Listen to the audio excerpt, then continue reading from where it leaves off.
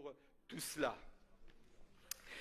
Je vais commencer aujourd'hui une nouvelle série, je pense que c'est une mini-série, peut-être 3 ou 4 prédications, que j'ai intitulée « Conversation avec Dieu ».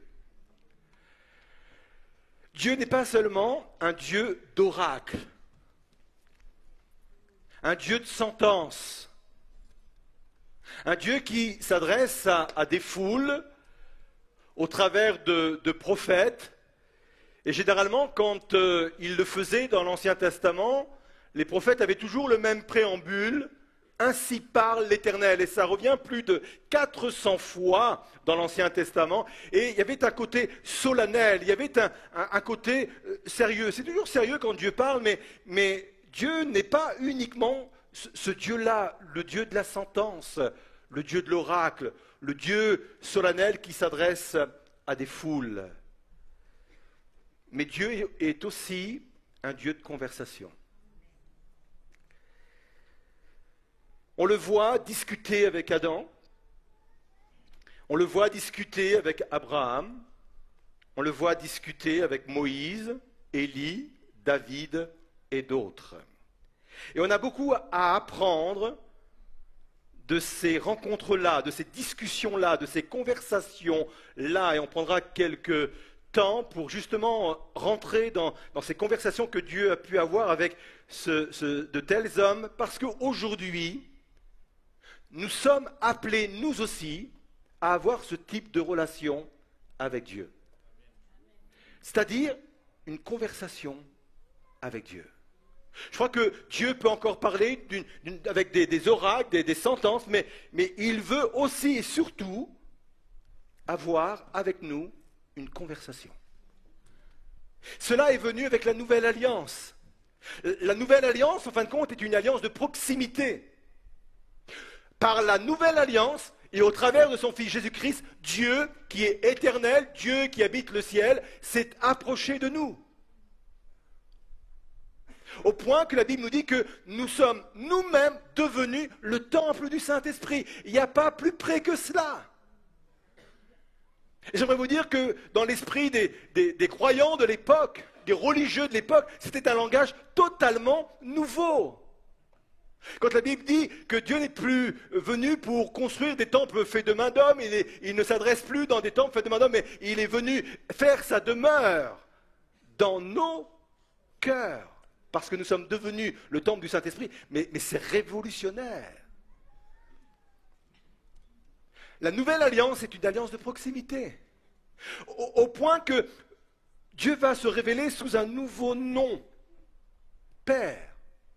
Dans l'Ancien Testament, il y a des noms fabuleux, il y a tous les noms qui nous interpellent, les Yahvé, Dieu qui guérit, Dieu qui sauve, Dieu qui délivre, Dieu qui pourvoit. Ils sont formidables ces noms-là, mais avec la Nouvelle Alliance, il vient ajouter un autre nom qui est Père. Jusqu'à même nous autoriser à l'appeler Abba, qui veut dire Papa.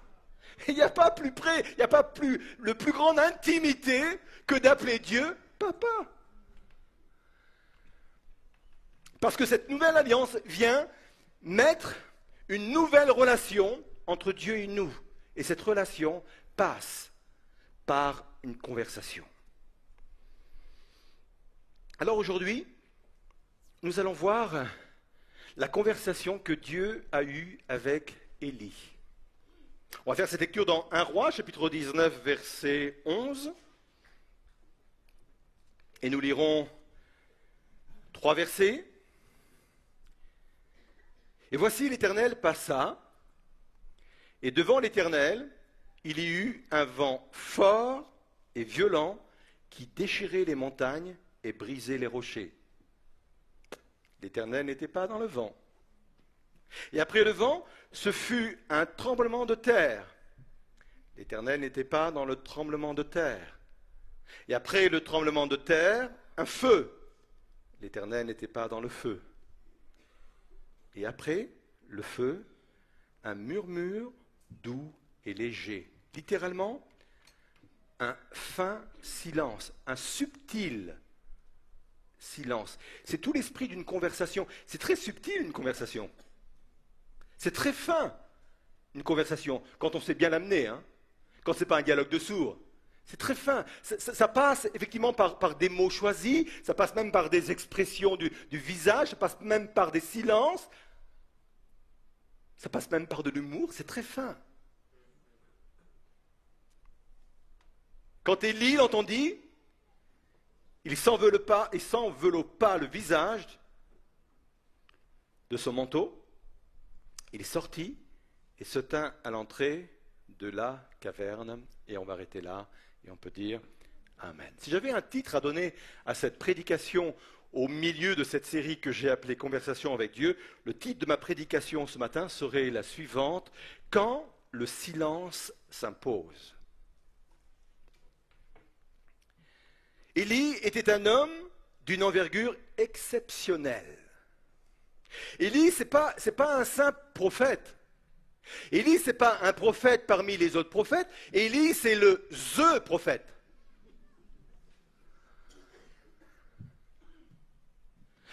De par la nature de son ministère, de par la quantité de miracles qu'il a pu accomplir, de par tout ce qu'il a dit, mais également, il y a un élément important qui nous dit que ce n'est pas un prophète comme tous les prophètes, c'est au moment où Jésus va connaître sur la montagne la transfiguration. Vous vous souvenez de ce moment-là ? Il se passe un miracle extraordinaire. Les vêtements de Jésus vont devenir blancs, mais d'un blanc qu'on ne trouve pas sur terre. Même la plus grande et la plus belle des lessives ne peut pas revenir à cela. Et dans ce moment-là, il y a une apparition de deux hommes qui viennent de l'Ancien Testament, Moïse et Élie. Moïse pour représenter la loi. Et il n'y a pas mieux que Moïse pour représenter la loi, parce que c'est lui qui l'a reçue directement des mains de Dieu. Et il y a Élie pour représenter les prophètes, la loi et les prophètes. En d'autres termes, si Dieu l'a choisi, c'est parce qu'il est le digne représentant des prophètes. C'est bien le prophète.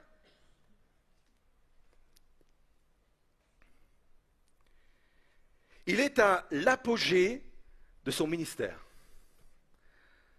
Tout lui réussit.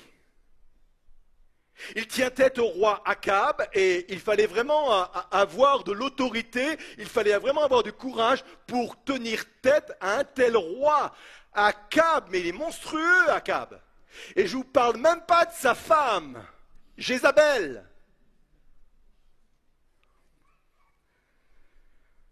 Bénissez la femme qui est à côté de vous, parce que je suis sûr qu'elle n'a rien à voir avec Jézabel. Pour être heureux des fois dans notre foyer, il faut regarder ailleurs. Mais pas regarder ailleurs dans le mauvais sens du terme. Hein. C'est-à-dire, en fin de compte, elle est pas mal ma femme quand même. Mais c'est un couple corrompu. Et Élie n'a pas peur de tenir tête à un roi comme celui-ci. Il confond les 450 prophètes de Baal. À un moment donné, il convoque tout le peuple et il dit au peuple, maintenant il faut choisir, il ne faut pas aller de droite ou de gauche. Si c'est l'Éternel qui est Dieu, allez après lui, mais si c'est Baal, allez avec lui. Il faut choisir à un moment donné. Et il va mettre en place un moyen pour que Dieu puisse se manifester. Il dit au prophète de Baal, vous allez prendre un animal comme moi, on va le mettre en tranche, on va le mettre sur l'autel, moi je vais faire pareil, et puis à un moment donné, on va crier vers son Dieu, et le Dieu qui va répondre par le feu, ce sera le véritable Dieu. Et les faux prophètes font cela, ils découpent l'animal en tranches, ils le mettent sur l'autel, et puis ils commencent à crier vers leur Dieu, et il ne se passe rien, du matin jusqu'au midi, il ne se passe rien. Alors ils vont commencer à se faire des incisions, il y a du sang partout. C'est impressionnant, c'est sensationnel, mais ça ne se passe rien. Ils vont même sauter. Je le fais bien, hein? Mais il ne se passe rien. Et ça dure des heures et des heures, il ne se passe rien. Mais Élie, il est à l'apogée de son ministère. Lui, pareil, il a son animal, il le met en tranche, il le met sur l'autel, il restitue l'autel, il met les pierres, 12 pierres pour représenter les 12 tribus, et il met l'animal dessus. Et lui, sa prière, elle dure, je ne sais même pas si elle dure 1 minute. Et en plus, avant de prier, il s'est assuré de mettre de l'eau et encore de l'eau sur l'animal, parce qu'il se dit, je ne veux pas qu'il pense qu'il y a un trucage. Et la prière, elle dure 1 minute. Et le feu descend du ciel et vient consumer l'animal. Tout le monde est confondu. Il est à l'apogée de son ministère. Il y a la sécheresse depuis 3 ans et demi. Dieu lui parle, il monte sur la montagne. Il prie. Et voilà que Dieu envoie la pluie. Waouh! On aimerait avoir un ministère comme ça au milieu de nous, hein?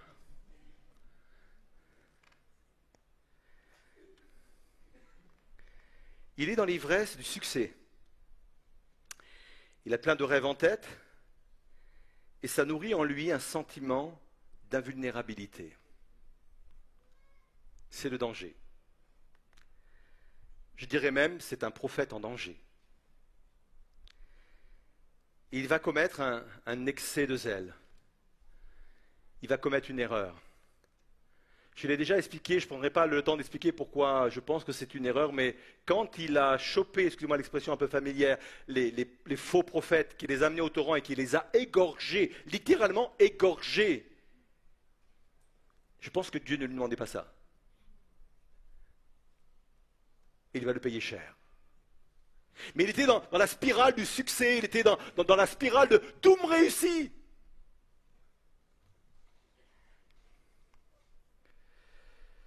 C'est une spirale qui doit s'arrêter. Parce que le prophète est en danger. Si le prophète est en danger, écoutez bien ce que je vais vous dire. La nuance est très importante. C'est parce qu'il y a longtemps qu'Élie a eu une conversation avec Dieu. Écoutez bien, je ne dis pas que ça fait longtemps que Élie a prié. Je dis que ça fait longtemps qu'il a eu une conversation avec Dieu. Quelques versets avant, on le voit effectivement prier quand il est devant l'animal qui est tranché, qui réclame le feu de Dieu. Il prie, mais c'est une prière publique. Quand il est sur la montagne pour prier pour que l'eau arrive et que la sécheresse sèche, c'est une prière dans le cadre de son ministère. Et j'aimerais que vous puissiez comprendre ce matin qu'il y a une vraie différence entre prier, parce que le ministère l'impose, parce que les circonstances l'imposent, parce que nous sommes là publiquement, et avoir une conversation avec Dieu. Ce n'est pas du tout la même chose. Tu peux être un homme et une femme de prière, mais il est possible que tu n'aies plus de conversation avec Dieu.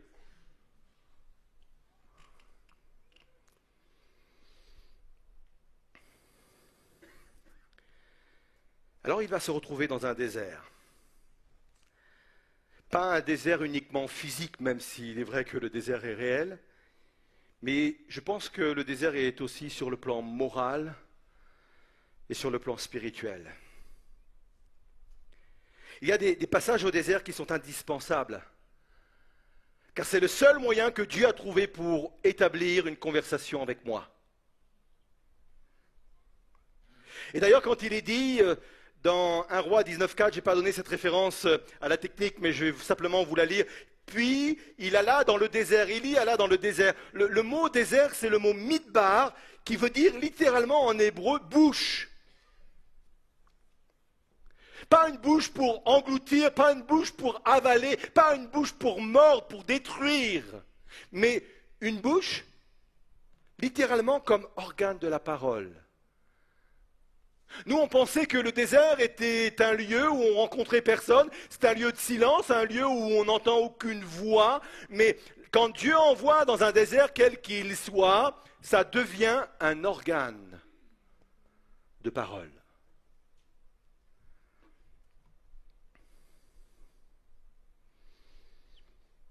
Dieu va lui parler. Dieu va lui parler parce que cet homme a besoin d'entendre la voix de Dieu. Mais il ne va pas le faire par des moyens spectaculaires. Dieu est capable de parler par des moyens spectaculaires. Il l'a déjà fait pour Élie, il le fait parfois au milieu de nous. Il ne parle pas par un vent, et le vent, il est terrible, il est capable de déchirer les rochers. Il ne parle pas par un tremblement de terre, il ne parle pas par un feu. Et ça peut nous parler de tout ce qui est spectaculaire quand Dieu nous parle. Ça peut être même des voix audibles, il est arrivé, ça peut être des dons spirituels, ça peut être ce que vous voulez. Mais il ne parle pas, cette fois-ci, de cette façon-là. Il lui parle par un murmure doux et léger. Un silence subtil. La subtilité d'une conversation.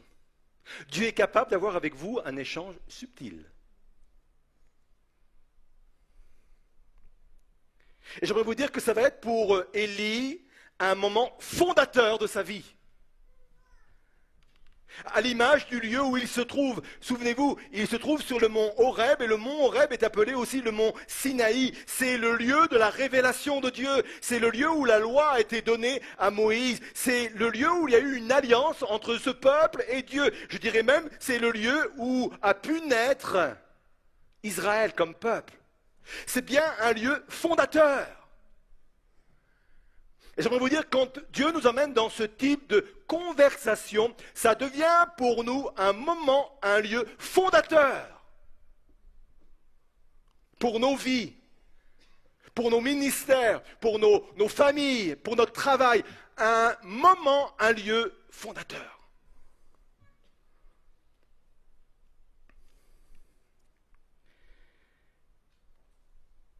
Suite à cette conversation, le prophète va connaître un nouvel élan dans son ministère, dans son appel. Il va entendre cette voix de Dieu qui va lui dire « Va et reprends ton chemin ». Toi qui pensais que ton ministère était terminé parce qu'à un moment donné, il réclame la mort, il pense que tout est fini, il pense que ses rêves sont brisés. Il dit je ne suis pas meilleur que mes pères. Qu'est-ce qu'il dit en cela? Il fait allusion à tous ces pères qui sont morts dans le désert sans voir le pays promis. C'est ce à quoi il fait allusion. Des pères qui ont quitté l'Égypte, qui sont rentrés dans le désert pour atteindre le pays promis avec plein de rêves, mais ils n'ont jamais atteint leurs rêves, jamais atteint la promesse, parce qu'ils sont morts dans le désert. Et lui dit, moi j'avais plein de rêves, je pensais à plein de choses par rapport à mon ministère, par rapport à ma vie, mais je ne suis pas meilleur que mes pères. Moi je vais mourir aussi dans le désert. Et Dieu est en train de lui dire après cette conversation, non, c'est pas fini pour toi. C'est pas fini pour toi. Il y a un chemin qui va s'ouvrir devant toi, un chemin nouveau. Ton ministère n'est pas terminé. Certes, il apprend une nouvelle orientation. Sous ton impulsion, le roi de Syrie, Hazaël, va être en poste. Sous ton impulsion, tu vas établir Jéhu comme roi d'Israël. Sous ton impulsion, tu vas oindre Élisée comme prophète. Ton ministère a une autre envergure, a une autre dimension. Peut-être moins visible, mais aussi efficace.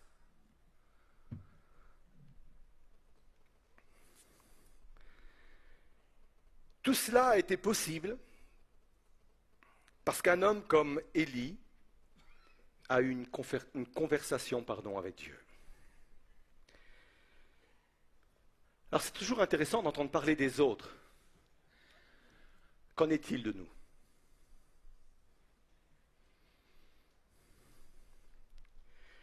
David Wilkerson, qui a été un pasteur qui a marqué sa génération, a dit ceci: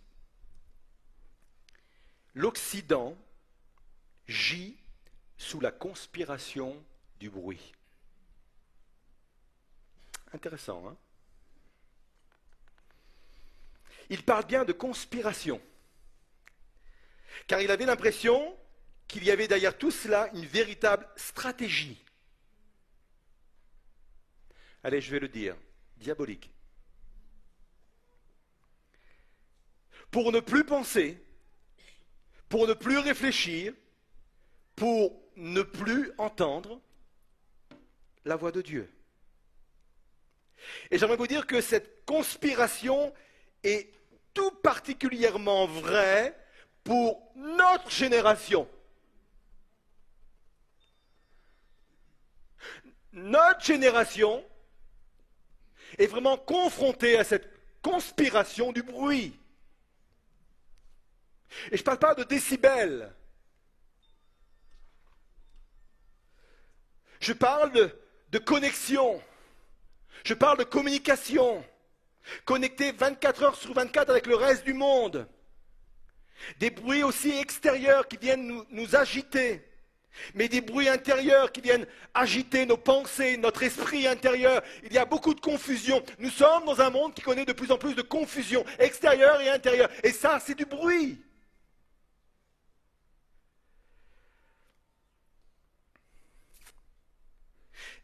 Et dans cette atmosphère de bruit, on a l'impression que Dieu ne parle plus. Bien, des personnes me disent parfois, moi j'ai l'impression que Dieu ne me parle plus. Ou il ne parle plus, ou ne me parle plus comme auparavant. Je vais vous donner une deuxième pensée extrêmement importante. Dieu parle toujours autant. Mais il ne parle plus de la même façon. Il parle toujours, mais il a baissé le volume de sa voix. Ça paraît paradoxal. Vous venez nous dire, pasteur, que nous sommes dans la conspiration du bruit, un monde qui parle dans tous les côtés, dans tous les sens. On peut parler avec des gens au bout du monde. Il y a toutes sortes de confusions extérieures. Ça fait vraiment du bruit à l'extérieur et à l'intérieur. Et vous dites que dans ce monde-là, Dieu baisse d'un ton.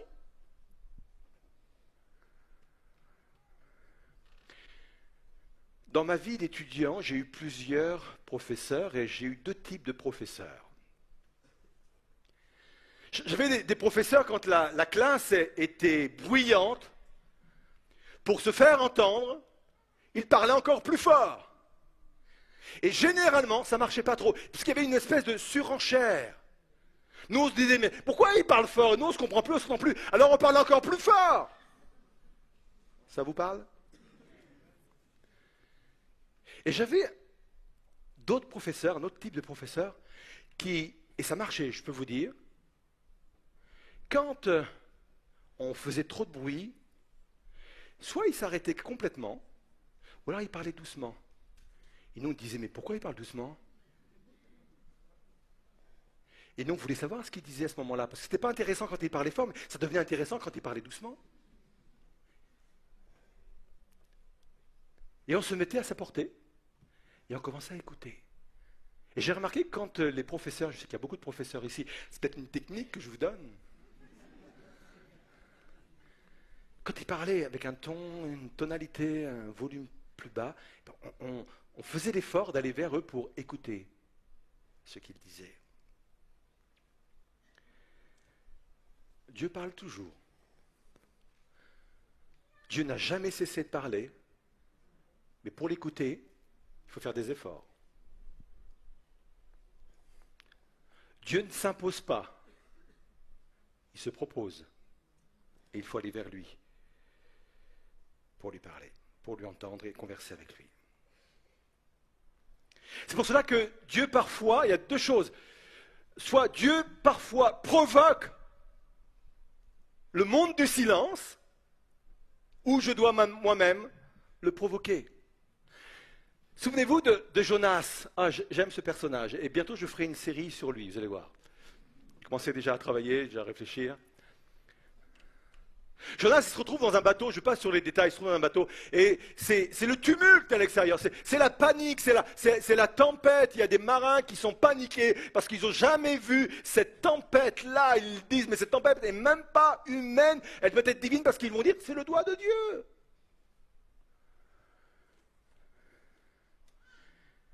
Puis il y a Jonas,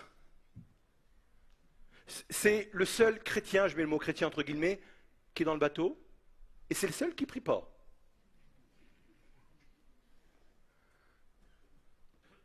Les marins prient leur Dieu, dit l'Écriture, et à un moment donné, même les marins vont dire, mais pourquoi tu ne pries pas ton Dieu, toi? Nous, on est des païens et on prie notre Dieu, et toi tu ne pries pas à ton Dieu. Parce que dans ce tumulte-là, dans cette agitation-là, et même son cœur est agité, parce qu'il est en rébellion contre Dieu. Et Dieu a besoin d'avoir une conversation avec lui parce que son serviteur est en danger. Et vous savez ce qu'il va faire? Il va le jeter à l'eau. Et Jonas va se retrouver dans ce qu'appelait le commandant Cousteau, Le monde du silence. Ça vous parle? Oui, les moins de 20 ans ne peuvent pas comprendre, mais les vieux, comme moi, ça leur parle. Mais c'est intéressant. Jonas va se retrouver dans le monde du silence, dans les fonds marins.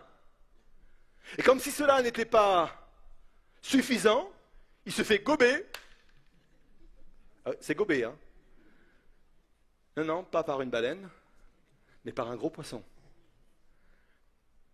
Et là, dans le monde du silence, dans le ventre du poisson, qu'est-ce qu'il fait? Enfin, il a une conversation avec Dieu.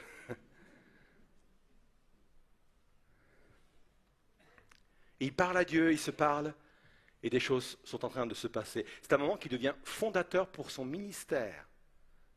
Son ministère va prendre une autre envergure, une autre dimension, suite à ce moment-là. J'aimerais vous dire que parfois Dieu provoque ce monde des silences. Peut-être que vous avez l'impression qu'on vous a jeté à l'eau. Coulez. Je suis encourageant ce matin. Hein. Coulez. Et s'il faut vous mettre la tête sous l'eau, je vais vous la mettre. Coulez. Parce que dans ce monde du silence-là, Dieu vous attend. C'est pas un monde du silence pour vous engloutir, pour vous noyer, pour vous conduire à la mort. C'est un monde du silence où Dieu veut que dans ce monde du silence, il puisse y avoir une conversation qui va s'établir. Parfois, effectivement, Dieu provoque ces moments de silence. Parfois, je dois moi-même les provoquer. Luc 5, verset 16, il est dit de Jésus, « Et lui, il se retirait dans les déserts et priait. » Il avait une conversation avec son Père. Le contexte, il est dit ceci, quelques versets plus en avant, « Sa renommée se répandait de plus en plus et les gens venaient en foule. » Dieu était au sommet de son ministère. Tout lui réussit. Mais il ne fait pas l'erreur d'Élie. Il s'aménage dans son programme des moments où lui-même, il se met au désert. Il sort de cette conspiration du bruit pour aller chercher un face-à-face avec Dieu. Et parfois, il faut que ça vienne de moi. Parfois, ça passe par prendre mon téléphone portable, je vais regarder par là, mon téléphone portable, et là je sais qu'il y en a qui vont palpiter, là, et l'éteindre. Il y en a qui se disent, mais je ne savais même pas qu'il y avait un bouton marche arrêt sur mon téléphone.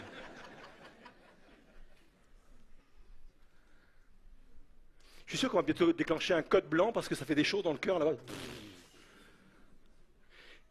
Et peut-être que certains disent, et pasteur, en mode vibreur, est-ce que ça fonctionne? Non, j'ai dit éteindre.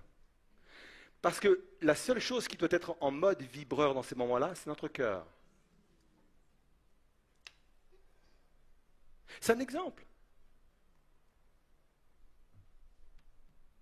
C'est tellement aspirant quand on se lève le matin, je n'ai pas dit inspirant, hein, aspirant, que si on ne fait pas attention, on est tout de suite englouti dans cette conspiration du bruit. Extérieur et intérieur. Téléphone, mail, intérieur, déjà on pense déjà à la journée, la confusion et la réflexion et les peurs et les craintes. Et c'est du bruit partout. Je dois m'imposer un temps de désert. Je ne sais pas où, je ne sais pas comment. On a tous dans notre organisation un moment où je peux m'imposer un temps de désert, un temps de silence. C'est dans le même esprit où Jésus va dire, voici comment vous devez prier. Quand tu pries, entre dans ta chambre. Il n'est pas en train de parler de lieux géographiques ou d'une pièce particulière de la maison. Il est en train de dire, trouve n'importe où, dans ta maison ou ailleurs, trouve un lieu où tu vas pouvoir trouver aussi un lieu désert. Ton monde du silence, un lieu où enfin on va avoir une conversation. Et cette démarche-là doit être intentionnelle. Si j'attends qu'elle vienne toute seule, cette pièce-là, ou tout seul, ce moment-là, je vais attendre longtemps. Combien de fois on est arrivé le soir en disant waouh, je suis passé à côté de quelque chose. Je pensais que dans la journée j'allais trouver ce moment-là, mais on a été aspiré.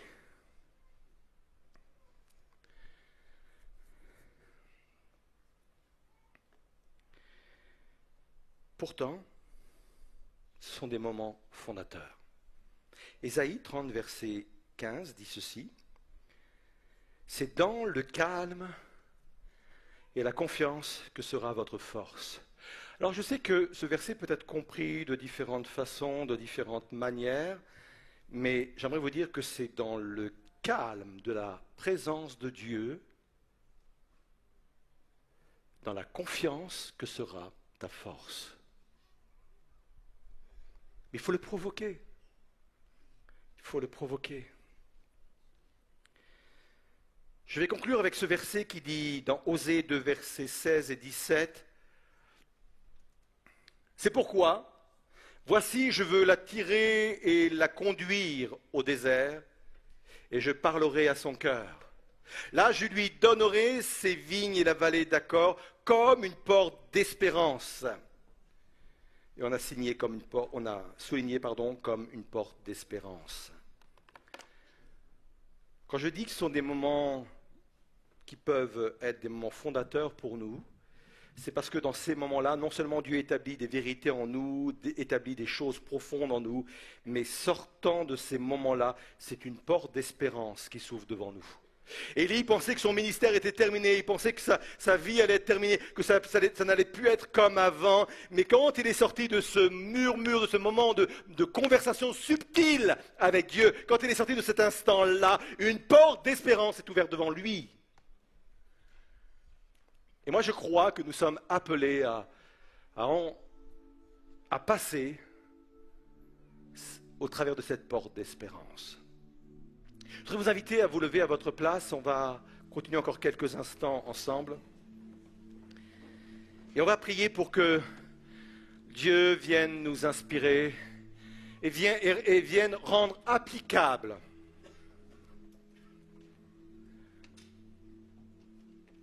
à ma vie ce que je viens de partager. Ce n'est pas des idées fumeuses comme cela, ce n'est pas des théories comme cela. Mais il y a forcément des choses à appliquer à ma vie. Tu peux avoir des temps de prière dus à ton ministère, dus à ton appel. Peut-être tu le fais collectivement quand tu es à l'église, quand tu es dans ton groupe de maison, dans ton live group ou dans ton équipe de travail, dans ton équipe de ministère. Mais Dieu veut plus, bien plus que tu pries. Il veut avoir avec toi une conversation subtile. Il veut créer avec toi un véritable échange. Parce que de tels moments en ressortent des hommes et des femmes nouveaux. De tels moments s'ouvrent devant nous des portes qui sont des portes remplies d'espérance. Peut-être que quelqu'un se dit ce matin, mais il y a longtemps que j'ai entendu la voix de Dieu. Ce n'est pas parce que Dieu ne veut plus te parler, mais c'est parce qu'il a baissé de ton. Parce qu'il veut que tu fasses l'effort d'aller vers lui. Que tu sortes de cette conspiration, de ce monde qui gît sous la conspiration du bruit, et que tu ailles toi-même faire cette démarche d'aller vers Dieu. Peut-être que j'ai besoin de changer un schéma de pensée. Peut-être que je suis toujours en mode où Dieu ne peut que me parler par des moments ou des choses extraordinaires. Et bien des gens n'entendent plus la voix de Dieu parce qu'ils sont restés dans ce mode-là. Dieu ne peut parler que par le vent, Dieu ne peut parler que par le tonnerre, Dieu ne peut parler que par le feu, tel ou tel moyen, que des moyens spectaculaires. Dieu veut te parler autrement aujourd'hui. Il veut que tu puisses organiser des moments beaucoup plus subtils avec lui. Des moments où vous allez pouvoir échanger. On verra dans les dimanches suivants comment on peut comprendre, comment on peut entendre, comment on peut développer notre relation avec Dieu. Mais aujourd'hui, ce dont j'ai besoin, ce que j'ai besoin de savoir, c'est Dieu continue de parler, mais peut-être pas avec les mêmes méthodes ou sous la même forme que j'avais l'habitude.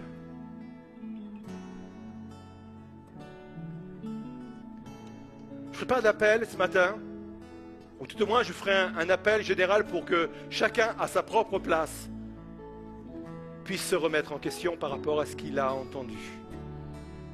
Comment ce que nous avons partagé ce matin peut devenir applicable à ta vie de tous les jours? Comment cette parole peut venir te rencontrer demain, après-demain, toute la semaine, dans ta vie de tous les jours? Comment tu peux mettre cela en pratique? Peut-être que quelqu'un même se trouve dans un désert et il ne comprenait pas pourquoi il se trouvait dans ce désert-là. Et il se dit, mais je ne sais pas, je ne vais pas m'en sortir, je vais couler. Mais peut-être que ce désert-là, ce monde du silence-là, a été provoqué par Dieu. Et dans ce cas-là, il faudrait peut-être analyser ton monde d'une autre façon, ton désert d'une autre façon.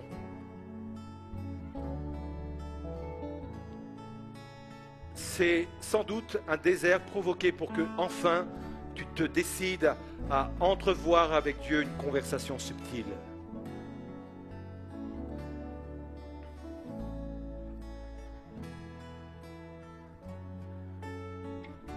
On va chanter ce chant et pendant ce chant, on va laisser le Saint-Esprit nous interpeller, on va laisser cette parole descendre plus profondément dans nos vies, dans nos cœurs. On va se laisser conduire et diriger. Je crois que pendant ce chant-là, le Saint-Esprit va vous parler également. Il va mettre des choses précises sur votre cœur. Comment mettre en application ces choses-là?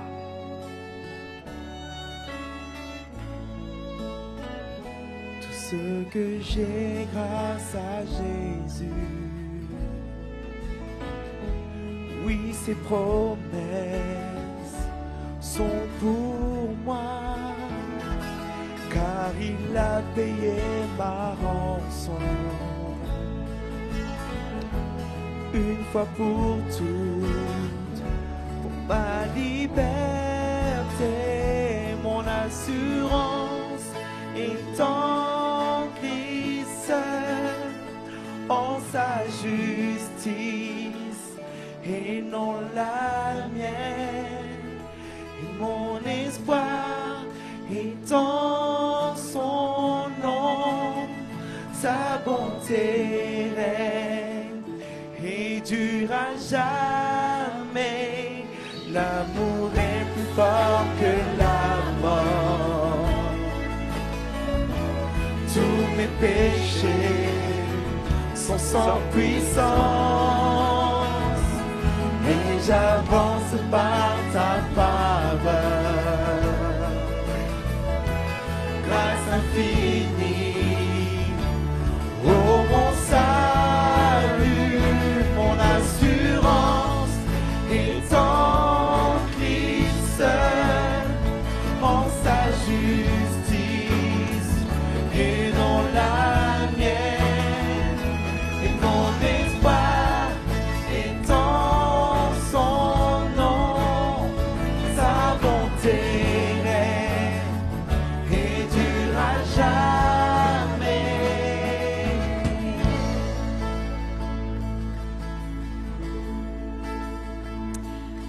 Cette pensée très forte. Certaines personnes pensent que pour rencontrer Dieu, pour avoir une conversation avec Dieu, ça se passe à l'extérieur d'eux. On parle à un Dieu qui est dans l'univers, un Dieu qui est lointain, un Dieu impersonnel. Au travers de ce message, je comprends que peut-être que le monde du silence, il se trouve au fond de moi-même. Et que Dieu, il faut aller le chercher au fond de moi-même. C'est beaucoup plus intime. C'est beaucoup plus personnel. C'est une autre démarche. Parce qu'on va être confronté à nos émotions, on va être confronté à nos sentiments, on va être confronté à des tas de choses. Et je prie pour que plusieurs reçoivent cela comme une révélation.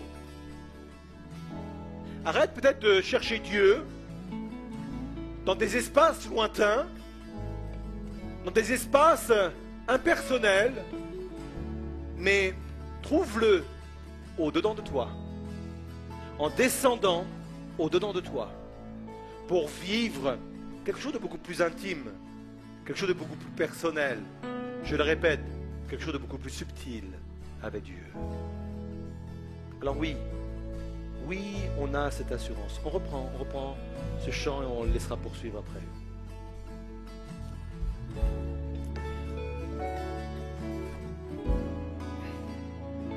Mon assurance est en Christ seul, en sa justice et non la mienne. Et mon espoir est en son nom, sa bonté règne et durera. Une dernière fois, mon assurance est en Christ seul, en sa justice et non la mienne. Et mon espoir est en son nom, sa bonté règne et durera jamais.